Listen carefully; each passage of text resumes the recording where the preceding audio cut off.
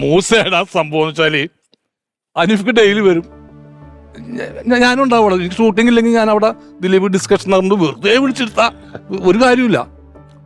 വിളിച്ചെടുത്ത അപ്പൊ ഹനീഫ്ക്ക അമ്പി നാരായണ ഇവര് തീർക്കൂ ഇവര്.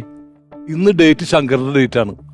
അപ്പൊ ഡെയിലി വന്നിട്ട് ശങ്കറിന്റെ ഡേറ്റ് ആണെന്ന് പറയും. അപ്പൊ ഞാൻ ചോദിച്ചു അനീഫ്ക്ക ഈ പടത്തിന് ഒരു ഡേറ്റും ഇല്ലേ, ഇതിന് എന്തെങ്കിലും ഡേറ്റ് ഉള്ളത് പറ.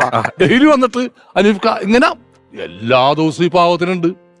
പടം റിലീസ് ചെയ്തെന്ന് ഞാൻ വിളിച്ച് അനീഫ്ക്ക ഈ CID മൂസർ ലൊക്കേഷനാ, ഇന്ന് ഷൂട്ടിംഗ് ഇല്ല.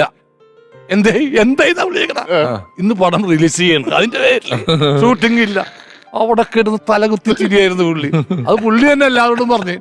കാരണം 101 ദിവസം ജോണി, 95 ദിവസത്തോളം ഷൂട്ടിംഗ് ഉണ്ടായിരുന്നു. 95 അന്ന് മറ്റേ 40 ദിവസത്തിൽ പടം തീർന്നോണ്ടിരിക്കുന്ന സമയമല്ലേ? 40 അല്ല, അതിലും താഴെയാ. ആ സമയത്ത് 95 ദിവസം ഷൂട്ട് ചെയ്തത്. അത് കഴിഞ്ഞ് ഷൂട്ടിംഗ് കഴിഞ്ഞിട്ട് ദിലീപ് വെറുതെ വിടുവോ? ആ ഹൈവേ ഗാർഡിൽ പിടിച്ചെടുത്തിട്ട് ഡിസ്കഷൻ അല്ലേ, ഒടുക്കത്തെ ഡിസ്കഷൻ.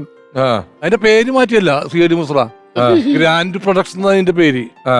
ദിലീപിന്റെ കമ്പനിയുടെ പേര് മാറ്റിയിട്ട് ഗ്രാൻഡ് ആലോചന പ്രൊഡക്ഷൻ. ഒടുക്കത്താലോചന